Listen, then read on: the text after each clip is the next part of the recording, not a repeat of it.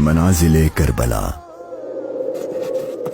60 हिजरी 27 रजब अपने नाना हजरत मोहम्मद मुस्तफ़ा सल्लल्लाहु अलैहि वसल्लम के रोज़े मुबारक पर आखिरी हाजिरी देने के बाद इमाम हुसैन शहर मदीना छोड़कर मक्का की जानिब चल पड़े और 4 शाबान को मक्का पहुंचे और 8 जुल्हिज्जतुल हराम को मक्का से करबला की तरफ चल पड़े।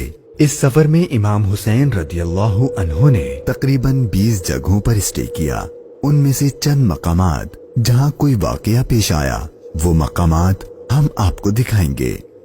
पहली डेस्टिनेशन बुस्तान इब्ने आमिर क्रॉस करने के बाद जब इमाम हुसैन रदियल्लाहु अन्हु दूसरी मंजिल सफ़ाह पर पहुंचे तो वहां आपकी मुलाकात अरबी के एक मशहूर शायर फरजदक से हुई जो बाय चांस कूफा से ही आ रहा था।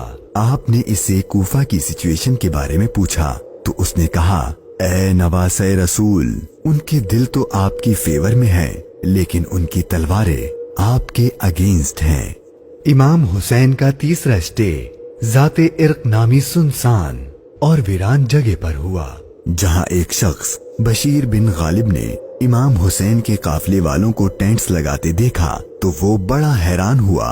फिर उसने आकर इमाम हुसैन से मुलाकात की तो दौरान गुफ्तगू इमाम हुसैन ने उसे अपने सफर का मकसद बताया और साथ अपनी शहादत की खबर भी दी। इमाम हुसैन का चौथा स्टे हाजिज था। इस मकाम पर आले रसूल ने कुछ देर आराम फरमाया और इमाम हुसैन रदियल्लाहु अन्हु ने कूफा वालों के लिए एक खत लिखा और उसे हजरत कैस के हाथों कूफा वालों को रवाना किया।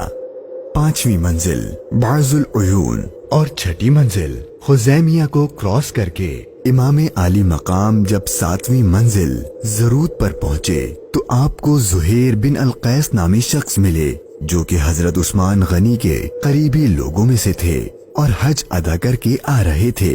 उसने जैसे ही इमाम हुसैन से मुलाकात की तो उसने अपने घर जाने के बजाय इमाम हुसैन का रफीक सफर बनने को प्रेफर किया। 8वीं मंजिल सालिबिया पर एक गमनाक इमाम हुसैन के इंतजार में थी। यही वो मकाम था जहां आपके चचाजाद भाई हजरत मुस्लिम बिन अकील और उनके 2 बेटों की शहादत की दर्दनाक खबर मिली।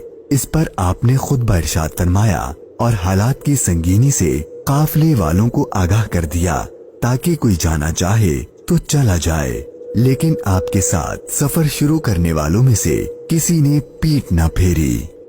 मुश्किलात में इजाफा और जर्नी डिफिकल्ट होती जा रही थी क्योंकि इब्ने जियाद गवर्नर कूफा को इमाम हुसैन के आने की खबर मिल गई थी और उसने अपने बहादुर और माहिर कमांडर हुर को 1000 का लश्कर देकर इमाम हुसैन को गिरफ्तार करने भेज दिया।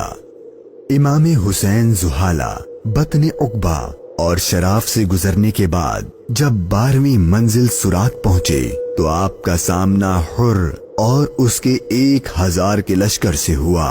इस रेगिस्तानी इलाके में हुर और उसके लश्कर वालों का प्यास से बुरा हाल हो चुका था और उनके पास पानी भी नहीं था तो इमाम हुसैन ने उनको अपने हाथ से पानी पिलाया। फिर आपने उनके सामने तकरीर की और जब आप जोहर की नमाज पढ़ने के लिए खड़े हुए तो आपके काफिले वालों के साथ हुर के लश्कर ने भी आपके पीछे नमाज पढ़ी। 13वीं मंजिल कादसिया, ये है टर्निंग पॉइंट। इमाम हुसैन रदियल्लाहु अन्हु को जाना तो कूफा था लेकिन आपने रास्ता तब्दील कर दिया और आप करबला की तरफ चलना शुरू हो गए। इमाम हुसैन अपनी मंजिल शहादत की तरफ सफर करते हुए मुगीसा, उज़ीबुल हिजानात, बैदा और जू हुसम के बाद जब 18वीं मंजिल कसरे बनी मुकातिल पर पहुंचे तो शाम हो चुकी थी। आपने रात यहीं गुजारी और सुबह जब इमाम हुसैन यहाँ से रवाना हुए तो आपकी जबान पर इन्ना लिल्लाही व इन्ना इलैहि राजिऊन के कलिमात जारी थे। आपके बेटे अली अकबर ने आपसे ये कलिमात पढ़ने की वजह पूछी तो आपने फरमाया कि बेटा, मैंने अभी ख्वाब देखा है और उसमें हमें शहादत की खबर दी गई है। तो आपके शहजादे ने पूछा कि ऐ बाबा जान, کیا ہم حق پر نہیں ہیں؟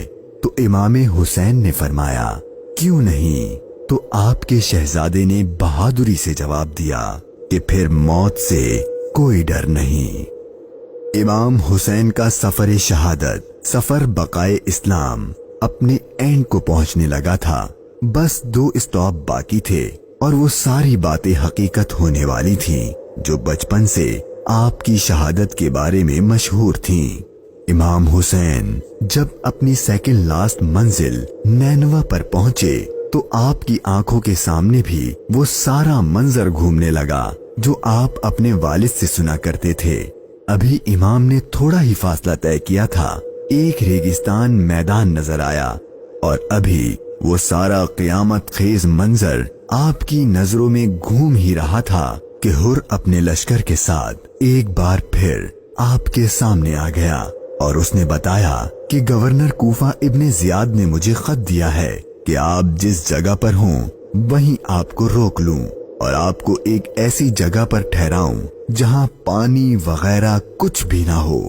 اور بالآخر آپ کا سفر اپنے اختتام کو پہنچا اور 2 محرم کے دن ابن زیاد کے حکم پر اس چٹیل ریگستانی میدان میں پورے قافلے اہل بیت نبوت اور ان کے اصحاب کو اس 1000 کے لشکر نے روک دیا۔ امام حسین نے دریافت فرمایا کہ اتنا تو بتاؤ کہ اس جگہ کا نام کیا ہے؟ تو جواب دیا گیا اس جگہ کو کربلا کہتے ہیں۔